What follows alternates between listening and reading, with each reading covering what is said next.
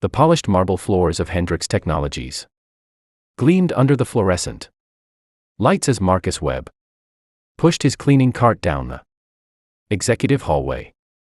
At 62, he'd been the night janitor here for 17 years, invisible to most, essential to all. He'd learned long ago that people rarely looked down. And when they did, they rarely saw him. Tonight, that invisibility would save a life. It was 11:47 p.m. when he heard the screaming. "Help! Someone help!" The child's voice ricocheted off the glass walls, raw with terror. Marcus dropped his mop and ran, something he hadn't done in years, his worn shoes slapping against the floor as he rounded the corner toward the executive suites. A little girl, no more than 7, stood outside the CEO's office. Her pink dress wrinkled, tears streaming down her face. She grabbed Marcus's arm with surprising strength when she saw him. "Please. My mom's not moving. She won't wake up." Marcus didn't hesitate. He followed the child into the massive corner office where Samantha Hendrix, the 38-year-old CEO of the company, lay crumpled on the floor behind her desk. Her lips had a bluish tint, and her breathing was shallow and irregular. "Call 911.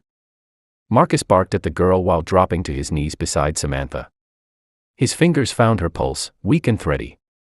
The little girl stood frozen, clutching her phone with trembling hands. "What's your name, sweetheart?" Marcus asked, forcing calm into his voice as he checked Samantha's airway. "Emma," she whispered. "Emma, I need you to be brave for your mom, okay? Can you unlock that phone and dial 911? He was already loosening Samantha's collar, noticing the medical alert bracelet on her wrist. Severe diabetes. His mind raced through the first aid training he'd taken decades ago, when his own daughter was young. Emma's fingers fumbled with the phone, but she managed to dial. As she spoke to the operator with a shaking voice, Marcus spotted a leather purse on the desk. "Emma, does your mom have medicine in her bag? Something for her diabetes?" The girl nodded frantically, dropping the phone on speaker as she dumped the contents of the purse onto the desk. Wallet, keys, lipstick, and finally, a glucose kit.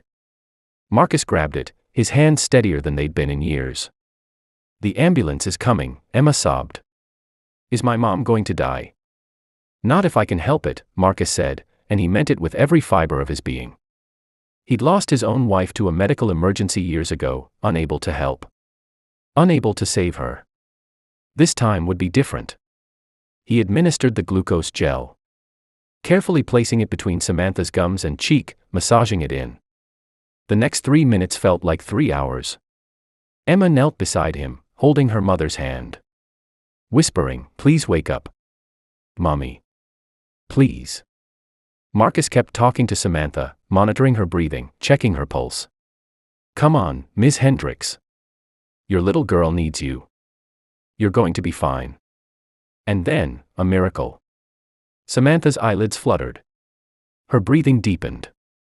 Color began returning to her cheeks. By the time the paramedics burst through the office doors, she was conscious, disoriented but alive. "Emma." Samantha's voice was barely a whisper as she reached for her daughter. "I'm here, Mom. The janitor saved you." Emma threw herself into her mother's arms, both of them crying now. As the paramedics took over, checking vitals and preparing Samantha for transport, one of them turned to Marcus. "You did good, sir. Real good.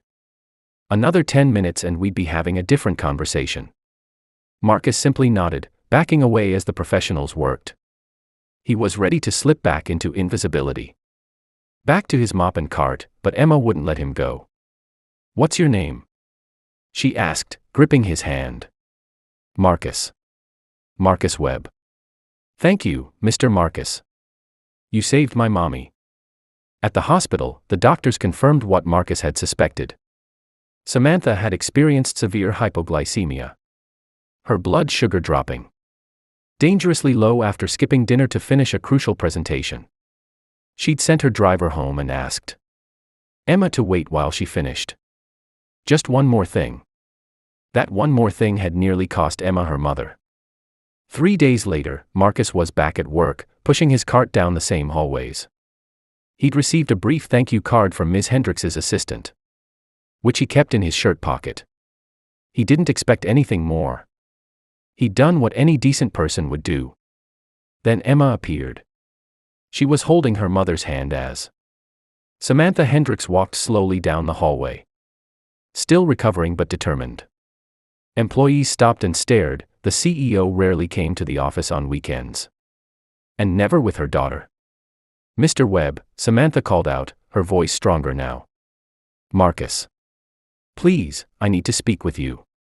Marcus stopped, suddenly aware of every employee's eyes on him. "Ma'am, I'm glad you're feeling better."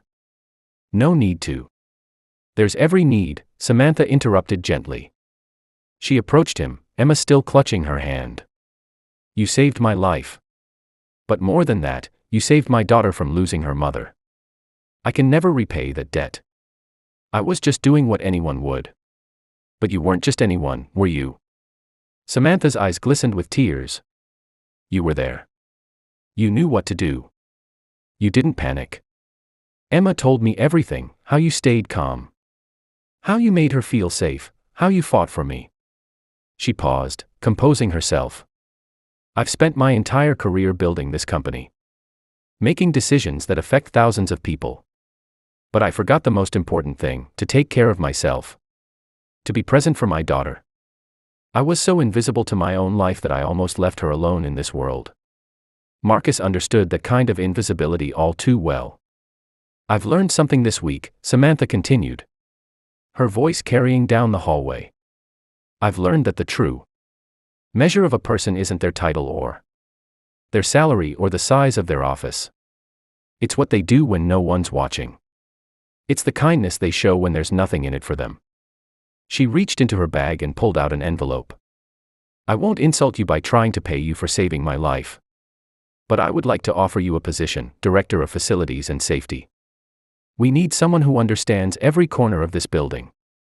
Someone with integrity, someone who actually cares about the people here. The salary is $120,000 a year.